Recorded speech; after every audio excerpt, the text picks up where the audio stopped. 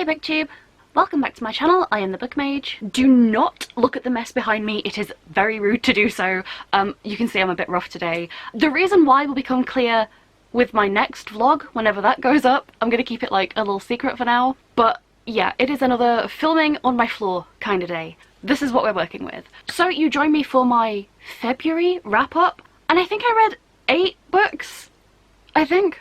There are some caveats to some of these, so like, we'll get into it. And I know we're already quite early on in the year, but I have this month read my best and worst book of the year so far, so it's a pretty mixed bag, and like a pretty mixed bunch of genres and mediums, and like, February has just been a weird one. Without any further ado, let's just get into it. Okay, so the first book I read in February was Northern Wrath by Tilda Coldholt. This is a Norse-inspired adult fantasy, and it's following certain events of history sort of crossed with like the Norse myths, but all retold in like an epic, grimdark, big fantasy saga. I hope I'm selling it. So it starts out, you're following a group of villagers from this village called Ash Hill, and like the times are changing, raiding parties are maybe no longer as effective or worthwhile as they used to be, and at the same time there's this, I guess there are like some big moves being made in the background by certain figures from Norse mythology, which are all like, they all exist in here, like it's all very, it doesn't beat about the bush, they're all real. This was a really interesting read. There are a lot of POV characters, it's multi-perspective. I think if you like a lot of action and big battle sequences and sort of very matter-of-fact style writing, then this would definitely be, I think, a pretty good recommendation. A lot of fight sequences in this, and a lot of battles. Obviously, like, some of the POV characters are like Viking raiders. To be honest though, even the ones that aren't, still a lot of fighting, still a lot of like gore and death and battles. In that sense, it was quite fast-paced, and the parts I enjoyed most of this, I think, were things to do with the lore and like Norse myth, how the mortal characters interact with it and understand it, and that for me was very fascinating. I think this also has a really interesting writing style. It's one of those where, even though I don't think it's been specifically translated, like, because the author is fluent in English, it still retains that sense of a translated work in sort of like the cadence and the choice of like the style of sentence structure, and it's kind of hard to pin down exactly, but I think, even though I'm pretty sure the author has written this in English, the manner of her way of writing has been influenced by whatever her actual like first like birth language is.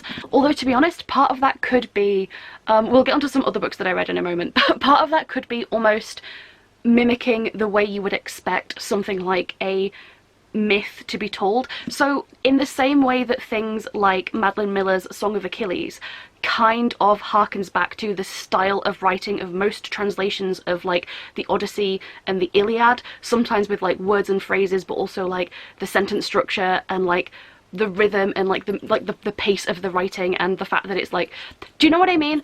This is like that, but for Norse myths. So if you read like some translations of Norse mythology, the style of writing of those translations is very similar to this, and I don't know whether it's like a cultural thing or whether the author has made pains to actually sort of make it evoke that same sort of sense of style, maybe? I'm unsure, but either way, it felt very stylistic to me. It just did.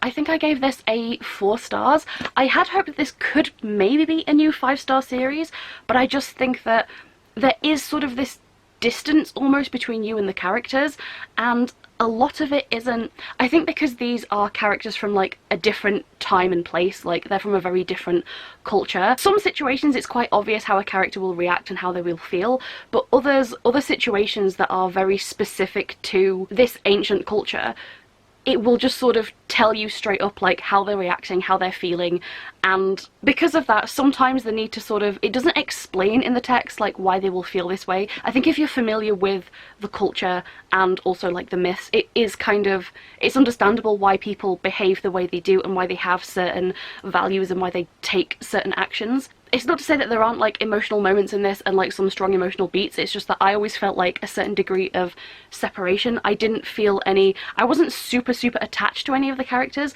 I do like a lot of them. There was just that like mental emotional distance between me as a reader and the characters. And I don't think it's necessarily a negative thing, because obviously you are reading about characters that are completely different from pretty much any modern society. I mean, Vikings are literally raiding, pillaging pirates. Like, that's what they actually factually are. So, like, unless that's you, I don't think you can relate. So, I say this is a series I will definitely be continuing on with, but I do keep itching to pick up more Northern-inspired fantasy. You will see I had a whole, like, Norse-inspired kick this month. We're gonna get into it, but, yeah, I did say that I was, like, really feeling Vikings, Norse myth, Norse-inspired. So this was a pretty strong start to the month, and this might have ended up being like my second highest rated book this year so far. It was a pretty decent 4 stars overall. Okay, this is where my theme like really hits its stride. I also read Tales of Norse Mythology, and this is by Helen Guerber. Now, I haven't read this like cover to cover in its entirety. I was sort of flicking back and forth between like some of the myths and stories that interested me the most. The point is, I've read bits of this, and I probably will keep like picking it up and dipping into it as and when I go. A lot of these I have read before. My only sort of like gripe about this is that maybe I think the sort of retellings and like wordings of this are maybe like a little bit dry. Like, just as a sentence, in order to facilitate the administration of justice throughout their land, it is related that the Frisians commissioned 12 of their wisest men, the Asagir or elders, to collect the laws of the various families and tribes composing their nation, and to compile from them a code which should be the basis of uniform laws. Like, it's fine, I can understand all this, it's just, like, it's kind of lacking. It's kind of lacking. I appreciate the sort of matter-of-fact way that this is saying, like, hey, this is what is believed, this is this myth, but I feel like sometimes I would almost want more in the style of like an oral retelling, which is how these would have originally been relayed. It's very factual in like, this is the story, this is the myth, but it's pretty dry. So it isn't one that I would recommend reading cover to cover in like one sitting, but for just dipping in and out of, just for getting like an overview of like maybe some myths that you either haven't read or have forgotten, like me, I think it's pretty decent, and I will continue to read this on and off. I don't currently rate non-fiction, but it's hard to rate someone compiling a list of myths that like they didn't necessarily write. It's fine. In a similar vein though, I did pick up, shock and gasp, an audiobook. I don't normally do audiobooks, but this one is non-fiction, so it was kind of like listening to an informative podcast in the background while I did other things. Like, I don't have to keep track of like characters, there's no like emotional beats, it's just factual information. So I listened to Children of Ash and Elm, A History of the Vikings, and this is by Neil Price. This is what it says on the tin. This is just a pretty thorough and very interesting, very engaging, very thoughtful, I think quite quick but not rushed, basically retelling of the Vikings, and sort of from their start up until the point at where the culture had mainly died out and been replaced. And this was so interesting, this was so fascinating. I was listening to this alongside, like, I would be reading this book. I think I'd gone like most way towards the end before I picked this up, but I would be reading this book and then I would have this on, like if I was like doing my makeup on a morning or like drawing a picture or something, I would just have this playing. And I will say, I think this is one of my favourite audiobooks I've ever listened to. It was so engaging and it's a really, really fascinating subject. I've dabbled in like bits and pieces. I did so many stupid dumbass courses at university that I like have no memory of, but like I feel like I did study bits and pieces of like Viking history, but never as like a whole, going from like start to finish. And it does it partially chronologically, but also like partly by like topic as well, and it was so fascinating. I feel like this book also was, it's so clear in that it says that, you know, we don't have a lot of very solid evidence for some things and we can only make guesses, and we can't say for like, even if every scholar agrees that this one artifact might be indicative of like this thing, you can't actually prove it. And I really like that this audiobook gave several examples or several possibilities of like what certain things could mean, or like certain different schools of academic thought or like differences of opinion. And at the end of it all basically said, look, unless you were there, we don't know. And you can't really cleave too closely to either interpretation or any number of interpretations, because not only are things like the Eddas already like greatly influenced by the rise of Christianity and like that particular lens, and like the lens of the people who actually sat and wrote things down for the first time so that we have these sort of fragments of things. It's just like, it's so careful and thoughtful in the way that it actually does the retelling. And what things I really appreciate about this were parts where it talked about things like identity and gender. It was very, very inclusive. I think both good and bad parts about about things like gender roles and dispelling some myths, both good and bad. It also didn't shy away from difficult topics, like talking about the fact that, you know, rape and slavery absolutely rife in this culture, and like you can't have like this nice idealized sort of romanticized view of like, I guess what it is to like be a Viking or like worship the northern gods in whatever capacity they may or may not have done that. And it's like you do have to admit that, you know, like the pillaging lifestyle, like that was it, babes. Like it's not as a thing, it is just part of that way of life, and it didn't shy away from any of that. It was quite honest in its retelling. And also the other thing that I like that this book did was, quite near the start, it is so clear that this history and this culture, it distances itself so much from any of like the, oh, what can I say on YouTube? I'm not monetized very much, it's fine. Anything that's kind of like Nazi right-wing propaganda or like appropriation of the culture. This audiobook is very clear, like very much towards the beginning of saying like, look, these interpretations and these sort of like modern like propaganda style uses of like this history and this culture, and like the way that it's sort of been co-opted by like this specific group of people, is basically complete bullshit and is not really reflective of either the myths or the people, or the runes. And it's basically, it basically says, look, if that's what you're here for, fuck off. I was so thankful for that, because, you know, and like, also that's another thing, like I'm reading like a lot of Norse fantasy right now, and like getting into a lot of Norse myths right now. Like that's just what I felt like in February. And I wear stuff that, do I have anything that has runes on it today? Yeah, I have a ring. I have a ring that has Norse runes on it today. Oh, and this one. Sorry, I have 2 rings that have Norse runes on them. And it's like, I just kind of, sometimes I just feel the need to be like, babe's not that kind. That is to say, I found this audiobook extremely fascinating, very well written, extremely engaging. At no point is it like dull or boring, even when it's talking about like histories or specifics or like intricacies of like culture or differences in like academic opinion. It's extremely interesting. If you like this topic or subject, or you're just wanting to get like, I don't know, maybe you just want to listen to something different, I would highly recommend this one. It's so good. My absolute top tip would be reading it alongside something like Northern Wrath. Some of like the places and events and even like names of some of the figures feature in both, and that is extremely fascinating. And also it does kind of give a much more grounded view of like the culture in stuff like Northern Wrath. Yeah, for me this was like a top tier reading experience. So I highly recommend this one. I don't normally do audiobooks, but it turns out I think non-fiction for me is the way to go. Fiction audiobooks I'm kind of like 50-50 with, and I don't always have a great track record with, and they're kind of like a last minute thing that I do. But non-fiction, I can get behind that.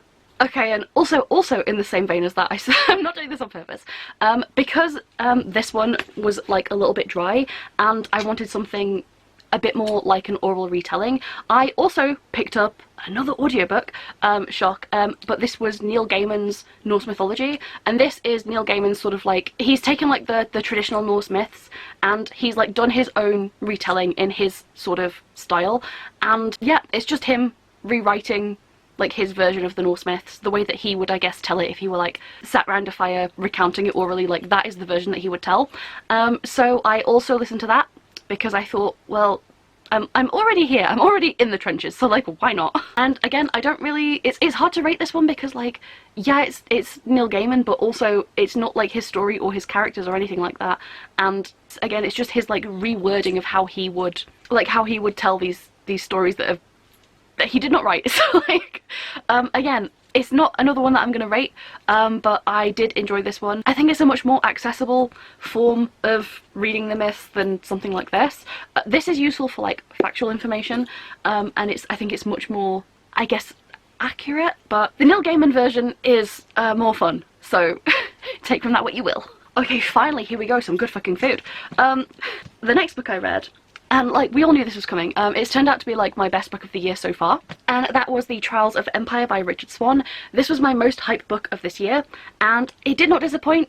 This is the like final installment in the Empire of the Wolf trilogy, and like it sticks the landing. It's so good. Do I dare say it's not my favourite book in the series? I think book 2 just hit so many highs for me, so that's still my personal favourite, but this was fantastic. I love this series, like not just for like its characters and the vibes are so good. The vibes are so good. But I also love like its themes and its questions about like morality and like individual sacrifice, and it's just so good. I'm gonna get onto it in a minute. Like, I need to talk about this series. I'm gonna have to do a whole separate video on just this series. Like, it's one of my favorites of all time now. It just is. It's so good. Please read it. The first book in this series, you start out following, he's called a justice, which is kind of like a wandering magical lawman, like judge, jury, and executioner. And this guy has in his arsenal a series of magical powers that basically help him enforce the law across the empire, which has been like ever expanding. Like, within the lifetime of the characters, several countries have been conquered and subsumed, including all the countries of like the original like 3 main characters in this story, and they're now citizens of this empire. So he travels around with his 2 companions, basically enforcing the law, and it's kind of a mix of like The Witcher and a courtroom judge. Is like a lawyer specifically as well. Yeah, he has this arsenal of magical powers, including things like, so he can maybe like speak to the dead, or command people to like obey his will, or force them to tell the truth, that sort of thing. Powers which would help in solving crimes and stopping criminals and bringing justice. Like, that is his whole thing. He is a man of the law, and he's joined by his like ward, like his apprentice, and the story is told from her perspective. And there's also like his right-hand man and also their donkey. So the first book basically starts out, God, it starts out so freaking good. It starts out quite understated. The first book is so like down here in terms of the stakes. It does build, but like book 2 rockets upward. So the first book is almost kind of like a fantasy murder mystery almost. They end up in this town, this city, and they find that the wife of like a wealthy merchant has been murdered in like weird circumstances. A body was found and like nobody knows who did it or why, what for. It's just like a weird circumstance, and so they obviously take it upon themselves to investigate, sort of just like figure out what happened. And obviously this sort of snowballs into like much more than they were expecting from just like this weird murder case. The series as a whole just gets so big and so grand scale, and I do not feel like it is reflected well in book 1 just how big this is going to get, and just how, again, it's not cosmic horror-y, but like it's just on the boundary sometimes. I think if you like sort of interesting magic systems, a lot of like heavy politics and fantastic world building, really strong characters, like the relationships in this are this is such a good series. And this, I gave it a 4.5. I gave the last book a 4.5. So not quite as good as the 5 stars that I gave to book 2, but like, it could even be like a 4.75. I maybe need to reflect on it a bit. I can't remember my exact rating, if I'm totally honest. But it didn't quite hit in the exact way that I needed 5 stars to, but I sometimes give like 1 5 stars. Sometimes I give like less than 1 a year, so it's not really a surprise to me. It's very rare that I give a book a 5 star. Just know that like a 4 point something is very high praise from me. I don't know if this is too niche. If your favourite game is Dragon Age Origins, this will be your favourite fucking book series ever, I swear. I can't, it's so spoilers of me to try and like explain exactly the way that this is like Dragon Age, but if you like the whole travelling enforcing justice thing, it gives off very big like Grey Warden type vibes, like with the whole like unique magical like arsenal of like powers and gifts and things. It's so Grey Warden coded, like if you like that sort of thing. And you know, there's like weird magic and like demonic kind of style entities in this, and if you like anything to do with like the Fade style vibes, it's so, babes, it's so good. Also, if you like Mabari hounds, not in book 1, but trust me, later in the series, literal Mabari hounds. Like, I so need to ask the author if he is into Dragon Age, because if he is not, I feel like he would enjoy the games. I'm so sorry, but like so much of this, like the very opening of this book is the characters in like this specific kind of like really backwater village, and it gave me the biggest Dragon Age Origin Haven Village vibes. If you know, you know. I realise that's like probably like a really niche way to word this, and like half of you are not going to know what the hell I'm talking about because it's an old game, but it's my favourite game. Like, yeah, I love this series so much. It's the writing style as well is so fantastic. Obviously the author is a lawyer, or was a lawyer, maybe still is, I don't know. So obviously there are very smart person, and lawyers have a very big vocabulary anyway because so many like Greek and Latin phrases. But also I think the fact that when you argue a case, there's almost a certain theatricality to it sometimes, I think, to try and sway a jury to your side. Like, it maybe it shouldn't be that way, but it just is the way that it is. And even in this story, when the main character Von Vol is like, when there is like a court case and he's like doing his thing, like doing his little spiel, it's like, it's very theatrical. And I feel like because of that, the author has such a fantastic way with words, and this series deals so much with just like morality and grey morality and like sacrifice and like where do you draw the line, like to what depths, like what like how far are you willing to go to enact a greater justice, like what injustices will you commit, do you break the law to uphold the law? It's so good. Like, if you like anything that's like got really, really strong characters, fantastic character work and interpersonal relationships in like this big, very political grimdark world, amazing consequences both like worldwide scale and like on an individual character scale, it's so good. This is one of my favorite series of all time, and I can't praise it enough, and I love it so much, and I will literally read anything this author ever writes again ever because it's so freaking good. I'm so sorry. This is like, oh, I might need to sit down and be like, what are like my top series I've ever read ever, but this is probably like either top 3 or like top 5. I can't think of anything else I've ever read ever, but like, this is so good. It's so good. So yeah, I love this. It was so good. I realize I'm rambling, and like I will try and save, like I really need to do like a whole why you need to read this series style video, because like I just can't shut up about it. And if you read this book, if you read this one, there is some fan art that I've done of character that cannot be named because they only physically appear in like very late into the 3rd book, but if you know, you know. It's on my Instagram, so if you read it and you want to go see like my janky dodgy fan art, I'm pretty sure I have a link to my Instagram somewhere, so enjoy that. Oh, and then complete mental fucking whiplash from the best book of the year so far to the worst book of the year so far. I cannot believe this exists. I have conspiracy theories about why this book is so bad. Oh, I don't even know where the dust jacket is, and honestly, I don't care to find it. It's behind me somewhere, I'm sure. But it is Faebound. Which way around are we? Faebound by Sarah L. Arifi. I don't often say that books shouldn't exist, but I just feel like this book has no purpose existing. Like, it serves nothing. It serves no purpose. If you haven't seen the vlog where I read this, the girls picked this for like our little in-person like book club that I have with 2 of my friends. Worst decision ever. This book was so bad. I DNF'd this at like 100 and something pages in. Literally, I got to part 2, so I got this far into the book, and that is... It's 130 pages exactly, pretty much.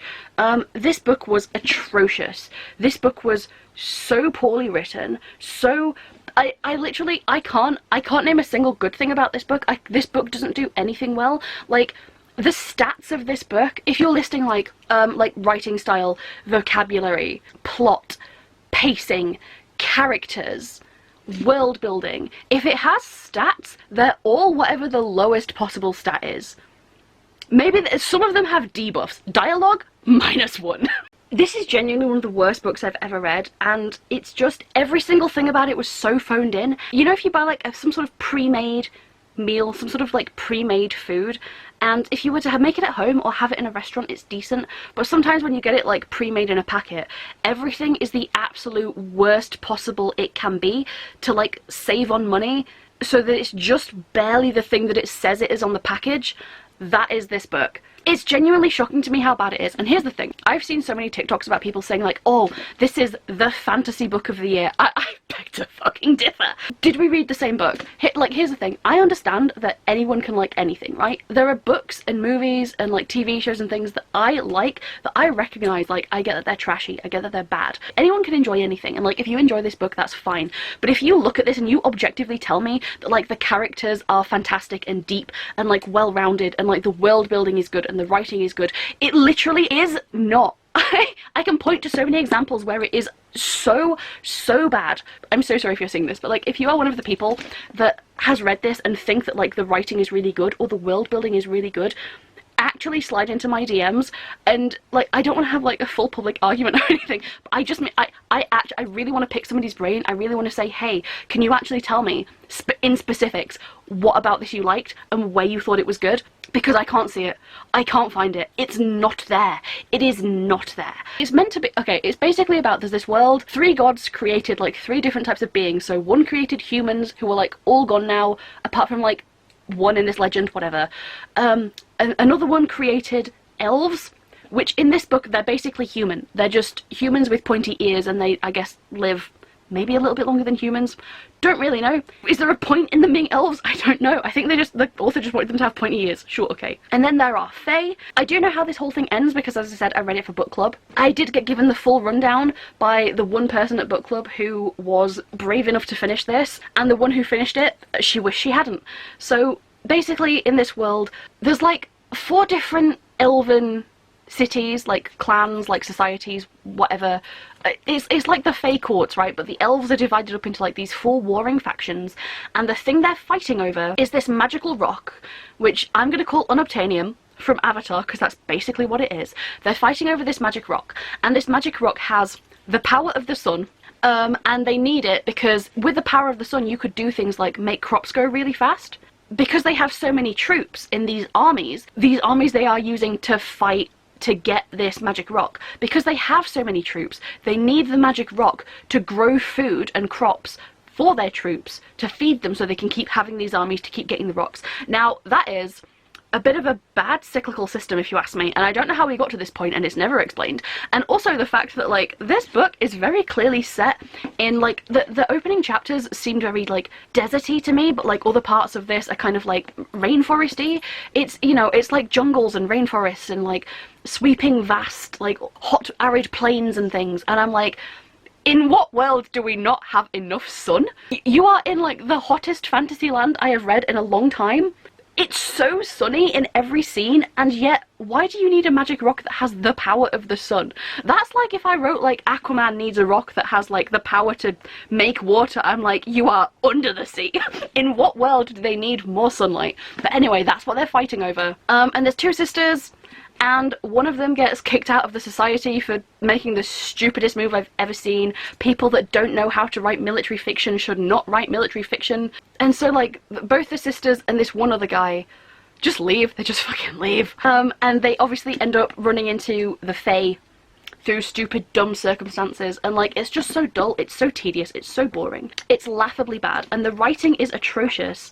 And the thing is, there's prophecies in this, and, like, there's 2 prophecies in this, and between them, they tell you, like, how the book is gonna end and, like, what's gonna happen with the romance. It literally says to one character, you will become the ruler, and also, this is what's gonna happen in your romance. I've never seen a book spoil its own twist before. Like, it's not even a twist, really, but, like, I literally know what's going to happen. Because it told me. It's so great that I know that, because honestly, it means that I don't have to read the rest of the book to find out. It's like, I think the book wants to do twists, but sometimes there will be, like, you'll learn about, like, oh, this character that we've never met is missing. Like, we know about them from just, like, general word of mouth, you know, this well-known figure from this other place. Yeah, they're missing, and no one knows what happened to them. And then 5 minutes later, they'll just meet a guy, and it's like, there is a puzzle piece over here, and an empty puzzle space over here. Does the author not think I'm gonna put them together? Like, it's so... because there's no other puzzle piece. There are no other characters. There's no one else that can go there. They didn't even... there's not even a red herring. The book doesn't even have red herrings. It's not even that clever. It's so insulting. I've been ranting about this for so long. If you haven't seen my actual reaction to it, it's hilarious.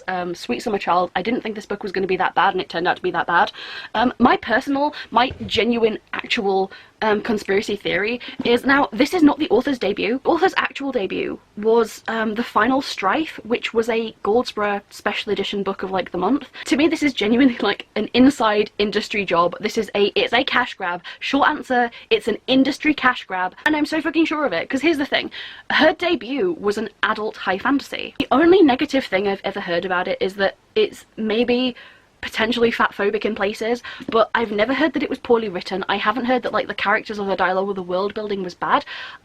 Maybe it's a bit simplistic, but, like, I've only heard neutral to positive things about that series. So it's weird, because I know that this author can write an adult high fantasy that is adult in tone and has actual world building. This book was talked about everywhere, like it was one of the most hyped books of the year, and I genuinely think that the author just phoned it in. This is so paint by numbers TikTok style. It's very much like, oh, what does TikTok like? Here are some like aesthetics that the TikTok girlies like, and let's just say that there's 2 romances, and let's make one of them like, I don't know, like a sapphic romance, and this one's like potentially like an enemies to lovers romance, and we'll have elves, and we'll have fae, and we'll have like magic and animal companions and whatever else. And it's kind of like, it's none of it goes together, none of it's written well, but it's very much just like, hey, these are all these TikTok buzzwords, let's just put them all in, shove them into a book and get them out the door. Like, why was this pushed so hard?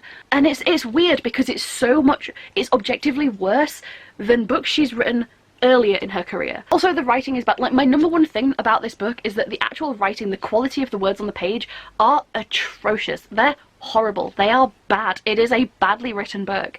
It's just the execution is bad. I don't think the author had this problem with her first book, or the sequel to her debut either. I genuinely think that this is just like a get it out as fast as possible, make it tick these boxes. It's just, it's just a cash grab. That's literally what it is. And I feel like people are being tricked into liking it. Like, I can't find anything to actually like about this. This is not a labour of love. This is absolutely phoned in all respects. I don't think an author can go from being decent to being atrocious basically overnight. I don't think you could be writing one series and another series at basically the same time, and for them to be, there's such a disparity in the level of quality there. There's such a, like, what is that about? I can only assume that it's intentional and that the author was just like, put glitter on this absolute pile of garbage and it will sell. And I guess it did. If I'd finished it, 1 star, I guess. Can I give 0 stars? Is that a thing I can do? I don't remember if I can do that. I think it's 1 to 5. So I would have given this whatever the lowest possible rating is. And if you want concrete examples, hit me up, because I could talk about that book for hours and how bad it is, but after doing that for Fourth Wing, I don't want to do it again, so. I'm gonna have like 4 words for this next one. Basically what happened was I bought this candle online off eBay because I wanted it, and like one of the only other things the seller had on their shop that I could add on to like offset the shipping costs was a special edition collector's edition. And because I was reading Norse fantasy, I was like, fuck it. And also, I thought it would be pretty for an Instagram picture as like a flat lay because it was gold, and I'm trying to collect like gold foil books. Anyway, it's this edition of, it's just Thor. I think it's just the movie. I read this in a day and it was the most, it's so boring, it's so dull. It's literally just, if you've seen the movie but you want them to just tell you the same 3 major scenes of the movie but from like 4 different perspectives, do not read this. The only reason I read it was because I paid for it with my money, but it's blue. Like, it's blue. I genuinely bought this because I wanted to make the candle not cost £5 shipping on its own, and also the picture, they must have like had some sort of light on it that made it look gold, because the foil is blue. So I probably just wouldn't have bought it and wouldn't have read it. 2 stars. I can't see you would ever want to touch it unless you're just really enthusiastic about the first Thor movie. So sorry. I'm sure there are Marvel fans out there, but like, also didn't that come out in like 2008 or 2009? And I'm pretty sure this book is from like 2020 or something, or 2019. I'm not sure. There's a time and a place for it to be released, and I don't know why that time was in the last 5 years. Okay, and the last book I read, now I'm not going to spoil my vlog, but like, I had a very long journey to go on recently, and I decided that rather than being in my mind palace, rather than being in like my probably very unhealthy daydreams for the entirety of like this, like minimum like 10 hours of travel that I did in a single day, I was like, I should probably do something productive, like listen to an audiobook. Kind of randomly, I ended up picking up Dungeon Crawler Carl, and this is by Matt Dinnerman, and I picked this up just because like I've never heard of this series until like quite recently this year, and I was like, it sounds interesting. It's like, the basic premise is like everyone on Earth who is indoors is suddenly killed when basically all human structures like disappear back into the Earth because of alien intervention, and anyone who was either lucky enough or unlucky enough to be outside and therefore survived this long has the option of like taking these stairs down into the earth and basically entering kind of like a, well, like a leveled dungeon system, like a video game. It's basically a video game, like a dungeon crawler game. It's in the name. It's Dungeon Crawler Carl. So Carl and his ex-girlfriend's pet cat, Princess Donut, enter the arena together. Hijinks ensue, I guess. It was interesting. I It's like 13 hours long, so I guess it kept me entertained enough for like the whole journey. Fairly fast-paced, very tongue-in-cheek, humorous but not exactly my kind of humor. Now, I listened to the audiobook of this, and the guy reading it he sounds so much like he's almost doing like an impression of like Kronk from like The Emperor's New Groove. I don't know if that's like a niche reference, but his voice has that same kind of sound to it. Yeah, it's a sound booth audiobook. Very occasionally there will be like sound effects or like voice effects and things. I don't know if that's just because I was on a public transport for like a really, really long time. I sort of thought the book would be shorter. Like, it felt like it kind of started to drag a little bit after a while, but that might just be because I listened to nearly 13 hours of an audiobook all in one single sitting, or like in basically 2 sittings, but like all in the same day. So maybe it was a bit much. Again, I think I prefer non-fiction audiobooks. However, I like the concept. I like Donut. I like a cat, you know? I like a cat that can shoot fireballs. What's not to like about that? I like the humour sometimes. It's neither my exact style of humour, but it's also not a kind of humour that I find not funny. So like, it's humorous, but I don't laugh at it, if that makes sense. Oh, although I will say, because this is like fully acted out, like the audiobook is like fully acted out. All I'll say is the lines about like the foot fetish, this close to fast forwarding through it, because I was like, this is like ASMR level, man gets off to your feet ASMR, like, I was not all about that. But like, I can kind of see like that's the kind of humour it is. So I liked this. I think I'm not continuing this series, but I'm also not particularly invested in this series. So it might be one that if I'm ever completely stuck for something to read, or like maybe feel like if I have another ridiculously long journey and I'm like, I need another audiobook to entertain me, potentially I would maybe pick up the second book. I feel like blasting through it in a day was kind of the way to go. So I think I gave this like a 3 stars overall. It was fine, it was entertaining, and I like the concept. I just think that the execution is more suited towards someone else, like a different kind of reader, somebody with slightly different taste, but I like the overall kind of vibe of it. I'm interested, is it like, there's some stuff about like what's going to happen on like the 9th floor of this level, and I'm like, okay, I'm interested in several things that are going to like happen in the future that have been set up, so it might be the kind of thing that I continue with, and either I will see myself either getting invested in it after having read multiple entries, or after a couple I will get burnt out and I'll be like, do you know what, I don't need to continue. Just look up the spark notes or whatever. So yeah, so like kind of a random one in there at the end. I don't even know what would you call it, like sci-fi lit RPG genre, I'm not 100% sure, but yeah, it was an odd one to close off the end with, and it's good. Thinking about listening to 13 hours of an audiobook in one day on public transport is actually giving me a headache. Like, it gave me a headache to do this, and thinking about it is actually making my head hurt, so I really need to wrap this up. Oh, these are all the wrong way around. These are not in size order, like, I'm not fucking picking up Thor. These are the books that I read, plus my audiobooks. These are the books that I read in February. I realise this has been like all over the place, but so was my reading in February. What even is this wrap up? This is very hectic. Essentially, I just read a lot of Norse fantasy, Norse myth, Norse history, and then like a few other things thrown in, some of which I didn't even finish reading because they were so bad. Between that, I've also had my best book and worst book of the year so far. In terms of like how successful this month was, given what I said I would read in like my TBR for this month, now I did read every book that I said that I would read, plus a few, and the only ones I didn't read were the ones that I said I probably might not be able to get to this month. So those were Empire of the Damned by J. Kristoff, which I am currently reading. I'm about 100 pages in, and I've been reading that from the start of this month, and it was released on the 29th of February, and I knew that, and I still put it in my February TBR, but like, it was just to let you know what I'm going to be reading in March, basically. The other one that I had tentatively put on there was The Tainted Cup by Robert Jackson Bennett, and I said I would get to that one if I had enough time. Now, I probably did have enough time because I've read so many other books that weren't on my TBR. However, the book has not been delivered to me yet, or actually, I think it might have just been delivered today. I had 2 copies ordered, the broken binding copy, and I think Inkstone Books are doing a copy as like their monthly book. Spoilers, I guess. And both of them were delayed, and I imagine for the same reason. The reason I didn't read that one was because I don't have it yet. However, the girls let me pick the book for Goth Girl Book Club, and I have picked The Tainted Cup. I will be reading it in March because I have to, and I'm making my 2 friends read it.